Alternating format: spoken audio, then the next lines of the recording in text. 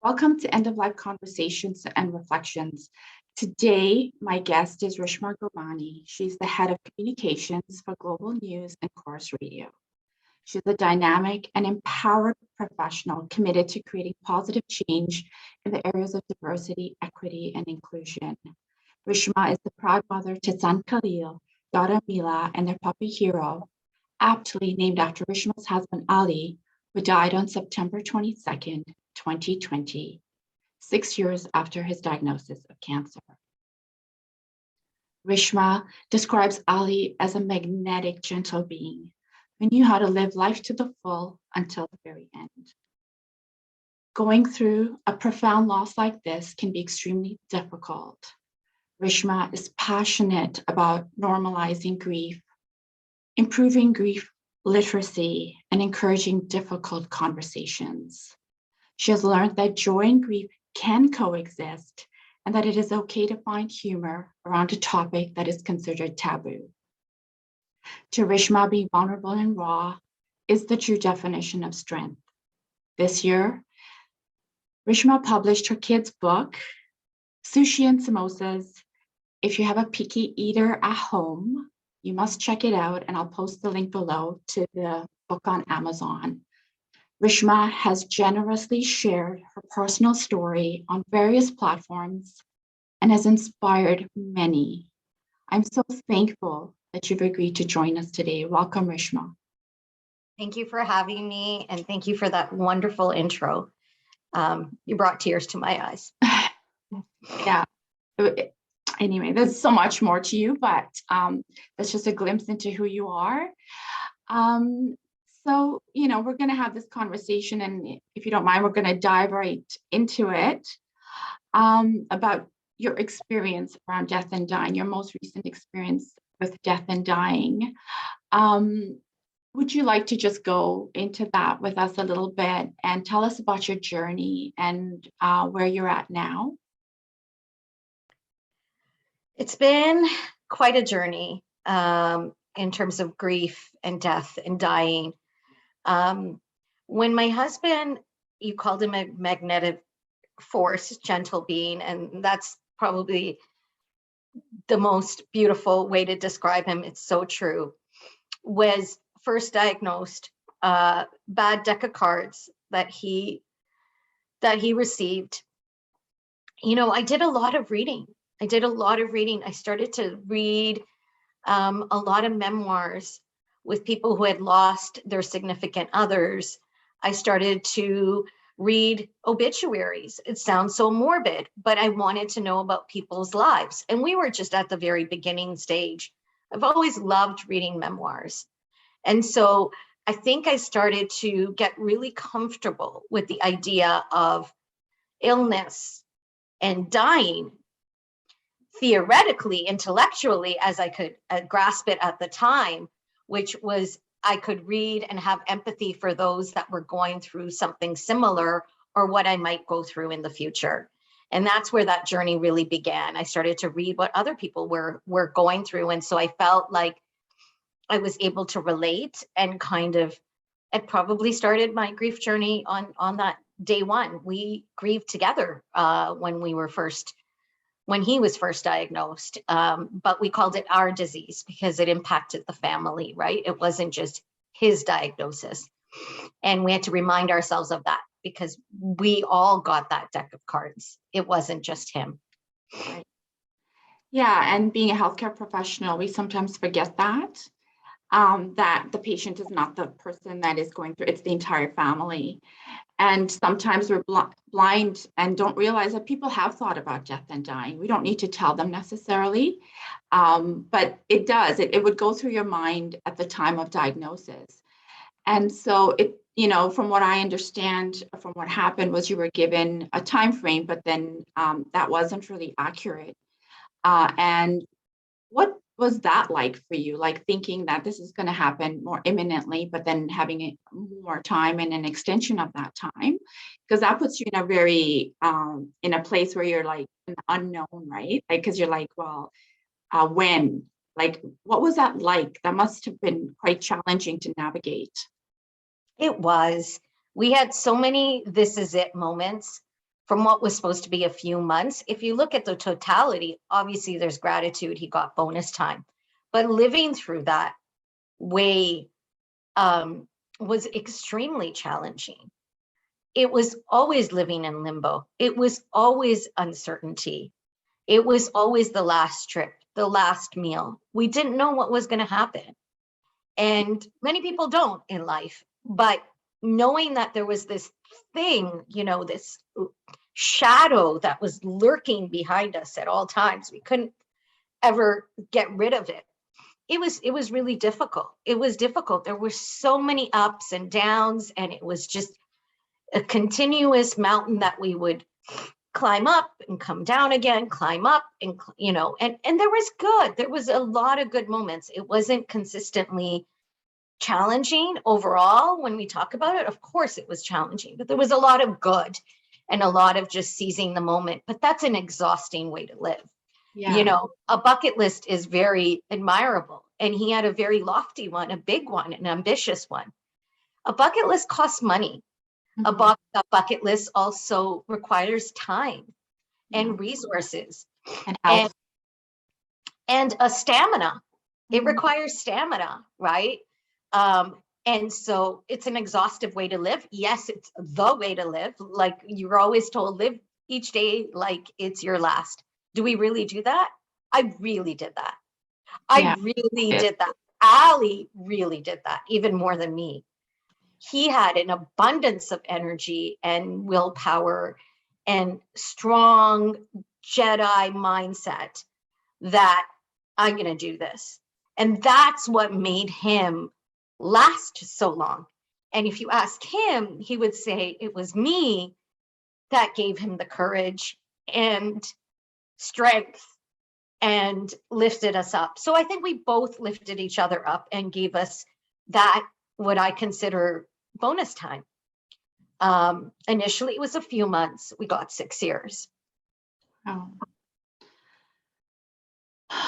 So what were some of the things that you found helpful, you know, on that journey?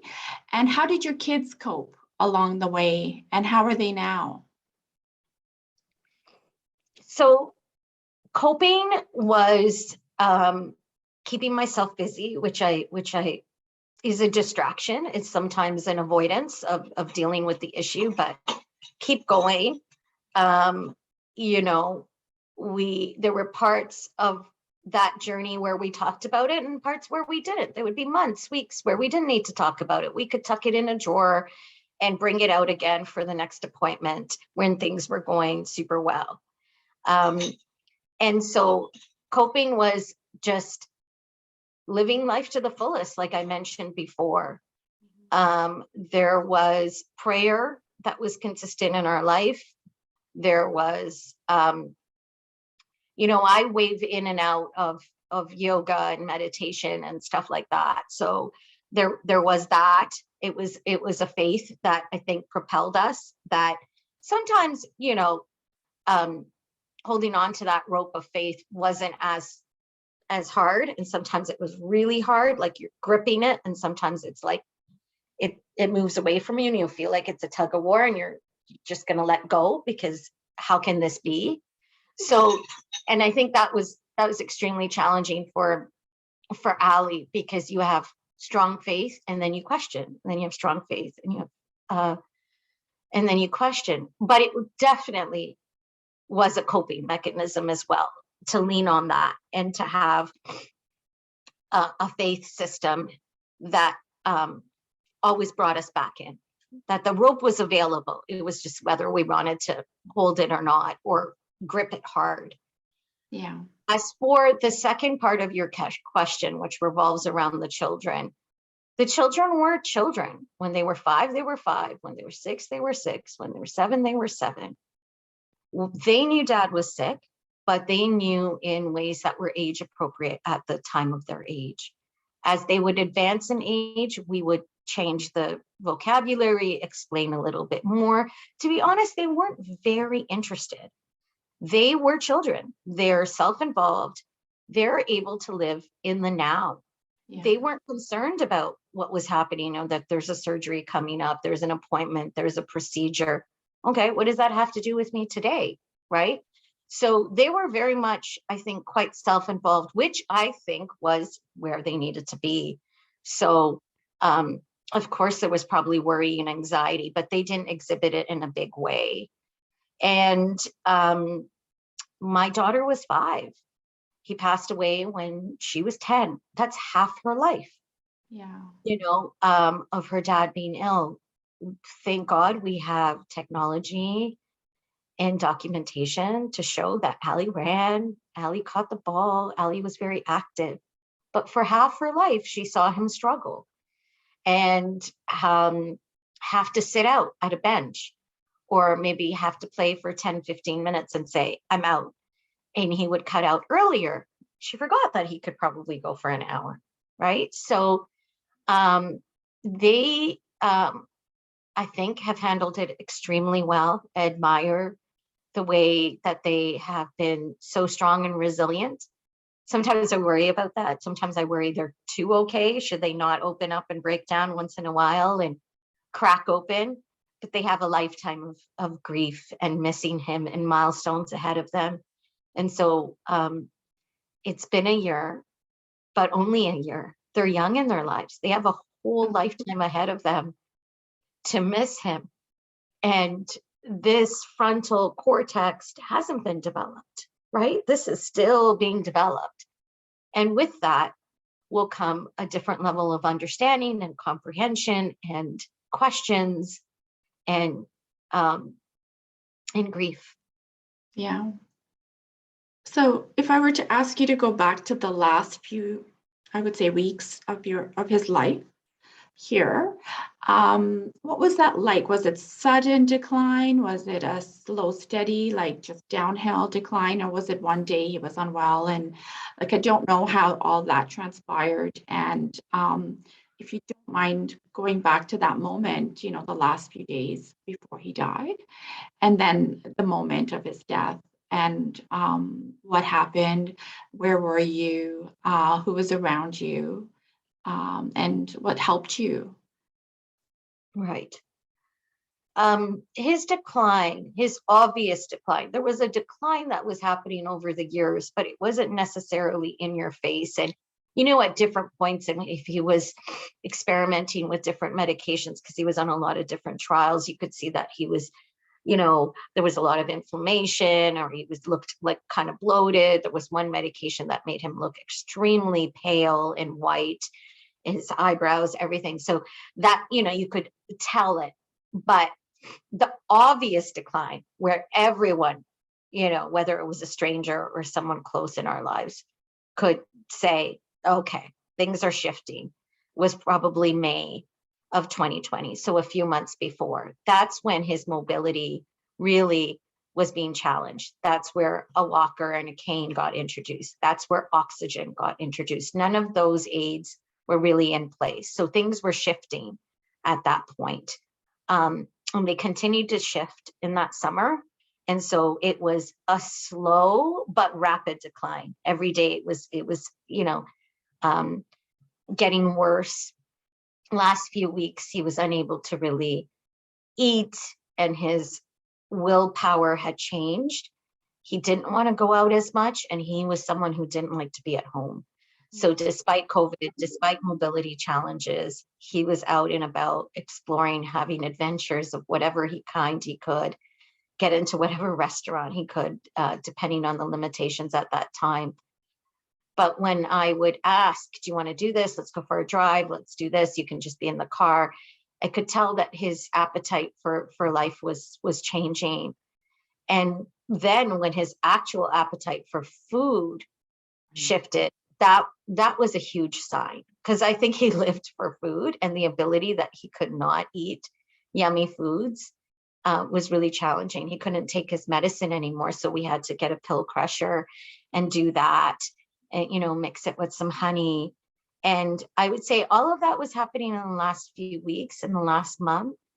But that was a huge indicator that things were shifting, that he wasn't able to chew, and that, the tumors were developing and blocking his trachea. and his ability to swallow was really difficult and challenging.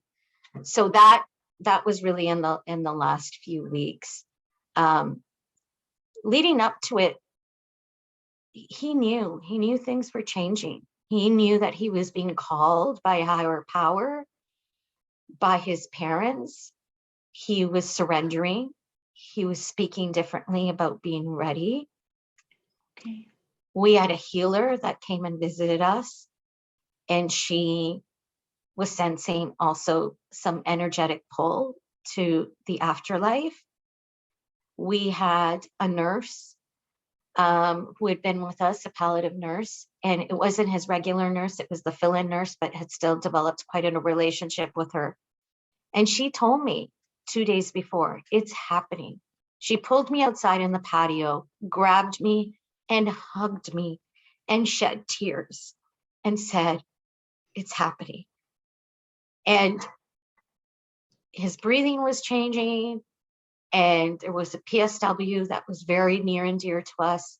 She came outside and we were told, and then on that Saturday, he passed on a Tuesday, on that Saturday, the nurse told me, the healer told me, Ali told me that this was imminent. And that was 48 hours. 48 hours prior, there was clear people that were saying it was happening, including himself, a trusted nurse, a trusted PSW who also felt like things were shifting, and himself. He was super aware, and that healer who was just, feeling a lot and stayed with him. And she wasn't a death doula per se, but she had definitely a skill set to be able to energetically work with him. She did a separate session with me. We burned some sage. We listened to some songs. We were able to really tap in energetically into something higher and deeper. And on that final day of his being on this earth, it was a Tuesday morning, and he was fine in one regard and just not feeling well in the other regard, and lying down and sleeping, and his breathing was quite labored. And we had a PSW with us who was a son to us, a very, very young male who was only 21, that we took in as a son. I still keep in touch with him. He has such a strong relationship with Ali, and he was only with us from really May. That's where also, that was another indicator. We needed help almost 24/7. And so those months of May, June, July, August, there was always some kind of external person that was living in our house. We never had that before. He could manage his disease on his own. That was his job, he said. Although he wasn't working, he was able to really just manage his meds, manage what was going on. There was a lot of appointments. And so his name's Gabriel. Gabe was with us. He's our angel. He was with us, and we made a call to the doctor that was on call. It wasn't his regular palliative physician, to bring him in to the picture. And he came, and very swiftly after, Ali stopped breathing. It was a very sudden, it wasn't labored for very long. You could tell he was struggling, but the struggle wasn't long. And almost shocking. And I was beside him, and I was holding his hand, and when he said he had passed, I was like, that's it? What? Like, did that actually happen? And then feeling enormous guilt. The kids were actually just upstairs in school, in virtual school. The kids were in the house. His family had to be called right away. And it was a difficult message to deliver, because it was like, but we just saw him the night before. Night before, all of us prayed together. A cousin came over. All his siblings were there. We prayed. They stayed quite late. I needed to get some sleep, so they covered and stayed until about midnight. And then I came downstairs and spent the night with him downstairs, and that's where we had a temporary bed set up. And it was a Tuesday morning, September 22nd, around 11ish. The sun was shining. It was swift. It was a swift calling, and he took it. It was hard to almost think it was real. Like, I believed the doctor. It happened, but he was just lying there. In fact, when his sister arrived, she thought he was just sleeping, right? Because no one actually had the ability to tell her. And it took her a while to figure it out. And when she heard me crying in a different way, she sort of made sense of it all. It was hard to accept that I just saw this person 12 hours ago. How could he just pass like that? And he did. And I think it was a very sweet ending. I don't think he suffered a lot in that moment. I think he suffered, there was pain throughout the journey, especially in the last few months. It was a lot of emotional trauma, a lot of confusion due to the medication at the time, a lot of existential crisis, a lot of push and pull of being ready and then feeling guilty and feeling not ready, a lot of questioning. But the actual moment or moments of when his breathing really changed, and I had the expertise of the PSW who said, let's call the doctor. Let's see what's happening. Was I think swift. And he was at home, and that's where he wanted to be. Very much desired to be at home and not in a hospice and not in a hospital. And it was just me and Gabe and the doctor that I don't really know well. Thank you for sharing that. That's a place I've never gone to with someone in one of my interviews. So I really appreciate you sharing that. After he died, what were some of the customs, rituals, practices? Were there any that helped you? And I knew it was during the pandemic, and I know culturally there are many rites and rituals that would normally support a grieving family that might not have been available to you. So just want to know how that impacted you and how, were you able to get support from the community despite the pandemic? And what are some of the rites, rituals in the culture, within our culture that you found helpful? Yeah. You said you'd never asked anyone that going back to the previous question. I've never shared that. I've never shared that openly or been asked as poignantly as you did. So it was, there definitely was an exhale there and a release, and remembering the good that he didn't suffer. So I just wanted to backtrack there. There was a lot of limitations and restrictions due to the pandemic. He didn't get the funeral that I think, I don't know if he would have wanted it that way, because the actual funeral was beautiful. It was just small. There was 30 people in attendance. We were spread out. Some of the rites and rituals were cut short. Culturally, we'll believe in congregational prayer. So there's even studies that show when you're in congregational prayer, the temperature actually even can rise, right? And and we weren't allowed to sing because there's no singing or hymning or, out loud recitation, even despite being behind a mask, which I don't totally understand. But so that part was missing. And instead there was a recording of the person on tape, on audio, reciting the Salvat, which is a refrain that we do at a funeral ceremony in the Ismaili Muslim culture and community. And so we all had alone time with him, and a little bit awkward because you're just standing there and there isn't this like hype of prayer.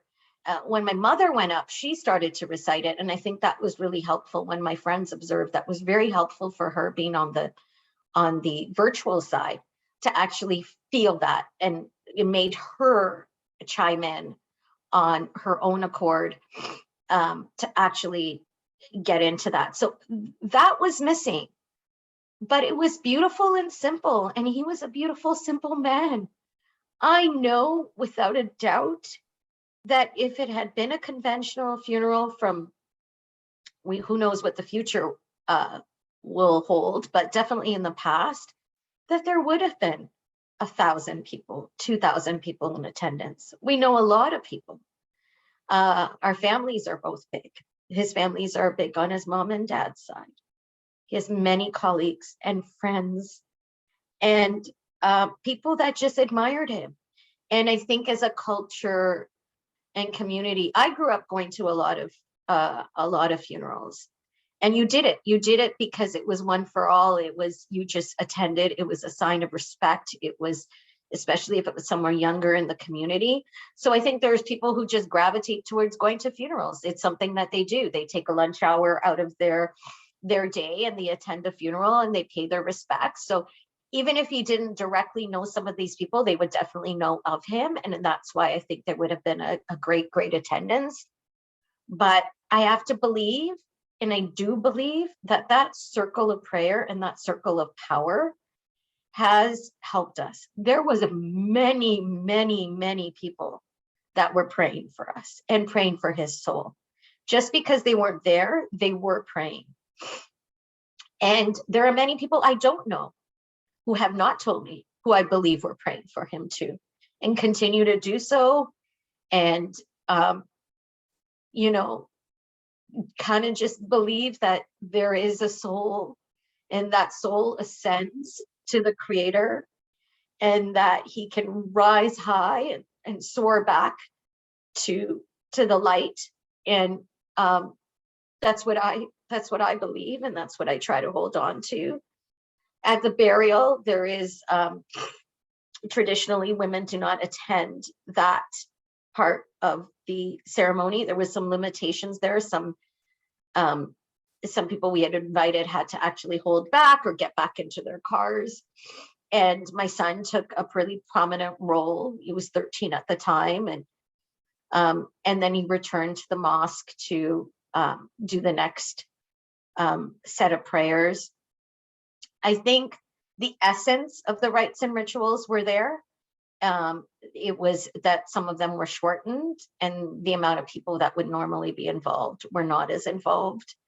But yeah, that was the experience with the funeral.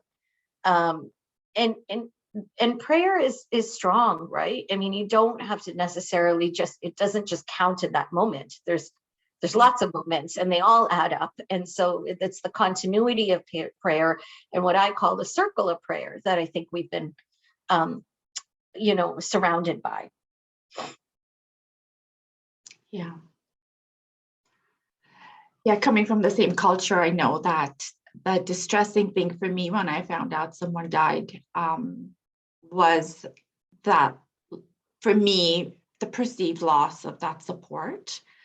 Because when my dad died, I needed that. Even though I don't remember who was there, I felt there were people around me supporting me. And I always felt for the families, because I found it really helpful.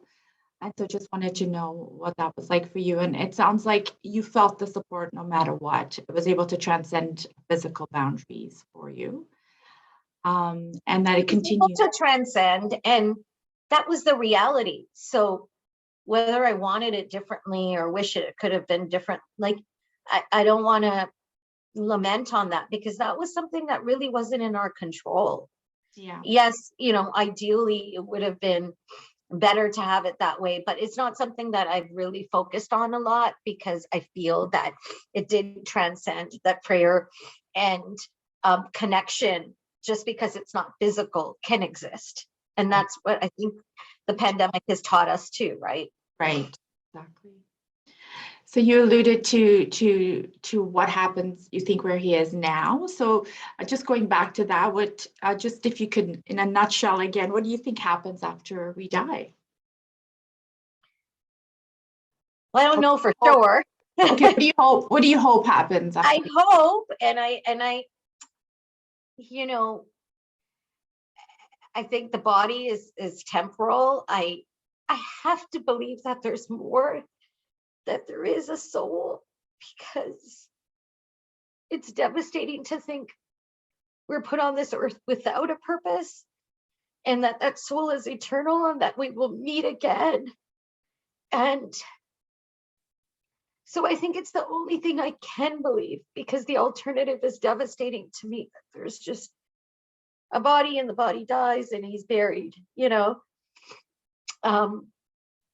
So often I look for signs, and sometimes I'm hungry for them, and I don't always get them. And I know it's going to be a process of, you know, seeing a cloud that's a heart, or ask for a unicorn, and, you know, you see a pencil sharpener on the ground that's in the unicorn shape. I don't always get them. And I think I really need to work on just being patient with that process.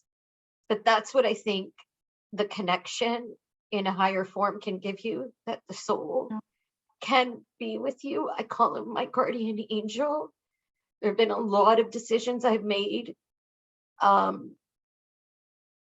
that I feel like I've still relied on him, or have trusted his previous advice to help guide me into what the right decision is, small things and big things.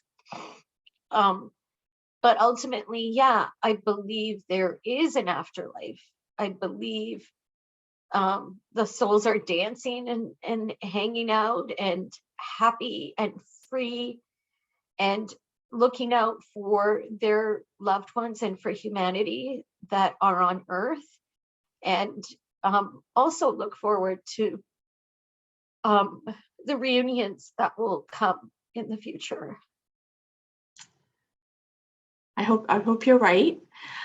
I hope, yeah, that also gives me hope to think about death that way, as just a transition into another realm that's transcends the human body.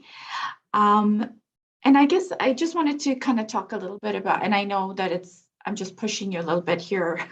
I'm sorry about that, but have you ever, obviously you have, but what hopes, wishes do you have about your own death?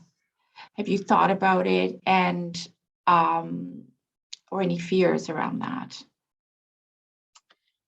Well, being a sole parent is one that comes with a hefty responsibility. Yeah. And so, yes, I think about it, because I want to make sure that I'm around for my kids for a very, very long time, and that they're not left.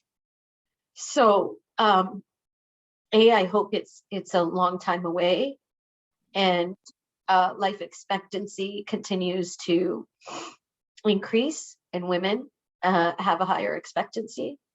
So I hope that it is swift and of old age, and if there is illness, that it is shortened, and that it is peaceful, and, you know, for the kids' sake, that I can be a healthy grandmother if that's in the cards and if they want that.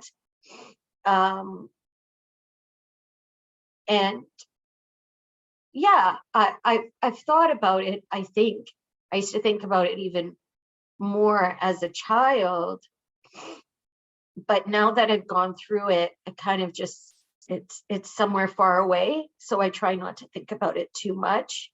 I just hope it's far away, and that it's swift and peaceful. I pray that for you. I pray for that for you. And talking about grief and grief literacy, I know that you want to get that out there and support people. What is one thing or that you want the viewers to maybe take away today about grief death, dying, and any supports. So any takeaways for people that are listening, for someone in your position, how to support you, and yeah, and again, around having those conversations, how do we promote that so that people don't feel isolated in their grief journey?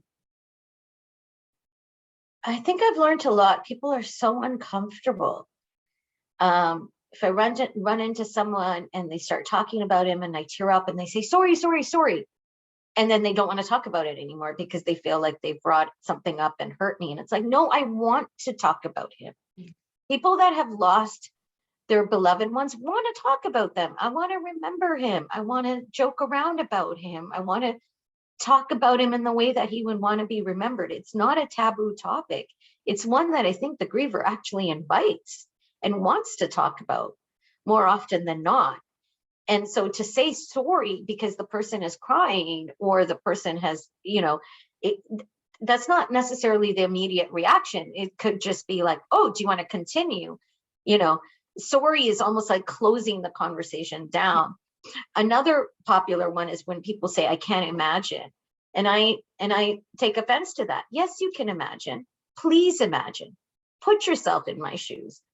I can't imagine that you have not imagined it when you have watched a movie, heard a sad song, and put yourself or attended someone else's funeral or read a book and not put yourself in the protagonist's position. It's human nature. Of course you've imagined it. Do you want to imagine it? No. Do you like imagining it? No. But you've imagined it. So I think what would be more helpful to the griever would be, I've imagined it and it's horrible. What I can't imagine, but you're going through it even like 1,000 times worse. I've imagined it. I haven't lived it. Maybe it's I haven't lived it, but you've imagined it, right? So imagining it makes it feel like you're an ally, like you've actually tried to be in that person's shoes. Nothing prepares you, right? Like I told you, I started out by saying I read all these memoirs and I read obits and my grief journey started early, but even anticipatory grief is what it's referred to. It still doesn't prepare you for when it actually happens. I thought, I got this. I had 6 years. It is so different living it. It is so lonely and isolating. And the ache and pain is significant as time passes. All those crowds dissipate. I think people need to spring into action at 6 months, 9 months, a year and a half, 2 years. That month after, there's too many people. Spend quality time, wait to get more actively involved. Send a meal when it's a year later, when it's 2 years later. Ask about the kids, their interests, talk to them about their father.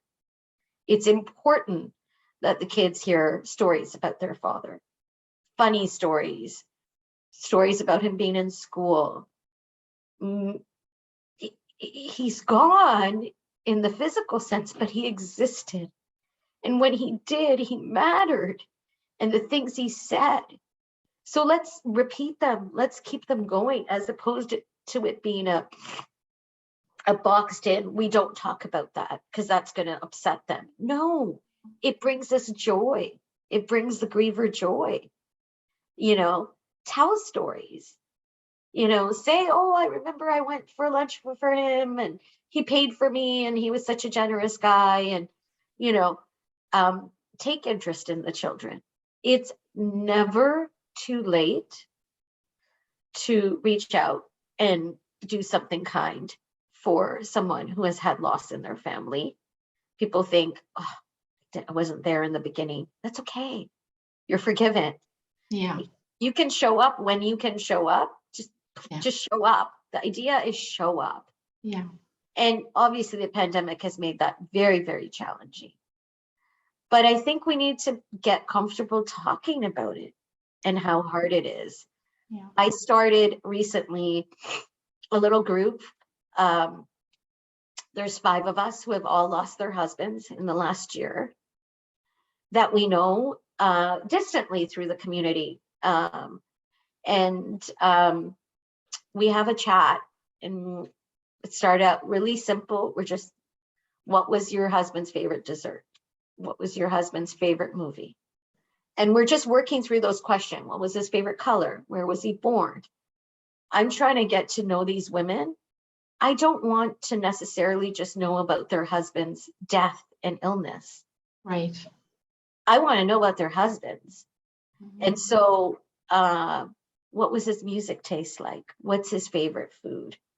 And I continue to ask those positive questions. We're going to get into the harder topics, but it's nice to be able to, I feel like I know those people now. I know those men, right? By asking those simple questions that people don't think of. And it's been quite a bonding experience. And all the women have shared very intimate details. And we haven't even gone into the hard topics. Right. Yeah. So, and that was on my mind for quite a long time to create that. And I'm so happy I did. And the group is called Hope. I love it. Yeah. And remembering is important. It sounds like it's the foundation of all of it is to remember. Yeah. And like you people said, don't want to talk about it. So it feels almost like you don't want to remember. You don't want to talk. Like, yeah. How are we able to put it in a box? It exists. He's here. He was a part of our lives. And I think we should talk about him, and we should talk about your dad, and we should talk about the ones that we've lost, not just in sad ways, but in happy ways. Yeah. It's okay to make fun of them too. Like sometimes I've poked jokes and said, oh, no, that's something daddy would do, or, daddy would say this, and we've laughed, and that's okay. Yeah. And that way he gets to journey with you. And I'm so glad you're saying that, because I find that people need to be reminded and encouraged and allowed to bring up the person that has died, in memory, like in fondness, like you said, in jokes, because I feel the same way. I feel like after my dad died, I feel like everyone disappeared, and I had the need, and I really needed people to just at odd times check in on me, but they had come to all the ceremony and had done the, days after, and then everyone kind of went poof, disappeared, like life is back to normal, and there wasn't the checking in to see how, and that's when things start to fall apart. Because for me, I was like, oh, like life is not normal. Like this grief journey has no end date. Like people don't realize there's no end date to this. I could go on forever in your head, and maybe it would for some people, and hopefully it never would. But it felt for me like, for my dad, it took me 10 years. Like that's how it felt. Like I needed to remember him. I needed to go to the cemetery. That's what I needed to do. But I also wanted people to check in on me, and not just for the ritual part of it, And so I mean, I really appreciate you shedding light and encouraging people to do that. And I hope people do reach out to you and are there for you along your journey. And I love the idea of your support group and how you started it. And I hope we can have more dialogue about this, and see how you're doing maybe a year from now. And like I said, I think you might write a book about this, because already wrote one book. So it would be really lovely to read that book one day. And thank you so much for sharing your experience with us today. Thank you for leading the charge and having a forum to have these conversations. I think they're really important. We've gone into so many topics, but there's so many more. And I think just as a society, as a community, as human beings, we all acknowledge, we all make a joke out of it. What are the two things that are guaranteed in life? Oh, taxes and death. Like it's such a common phrase. It's gonna happen to you. It's gonna happen to every single person. There's no one that's exempt from loss, and yet we still can't talk about it. Yeah. And I think that needs to shift. And also what you're saying is that time is an interesting construct. 10 years, but it's not like you don't miss your dad and grieve still. You're going to grieve for him forever, but it took you 10 years just to feel a little bit better. That's a long time. It's a long time. And, you know, hopefully a year from now, if we check in with each other, I'll be doing a little bit better. I think as I have entered year 2, it's harder. It is harder in some ways. In some ways, it's emotionally harder. It's emotionally harder. And so it'll be interesting to see where I am in a year from now. I don't think I'll ever stop missing him and grieving him, but just that I could create space around that scar to continue to just move forward and find sparks of joy. Thank you so much, Rishma. I really appreciate this. And I hope we could stay in touch. And I'm sending you all my love and my prayers on your continued forward journey. Thank you, Zara. Big hugs. Bye. Bye.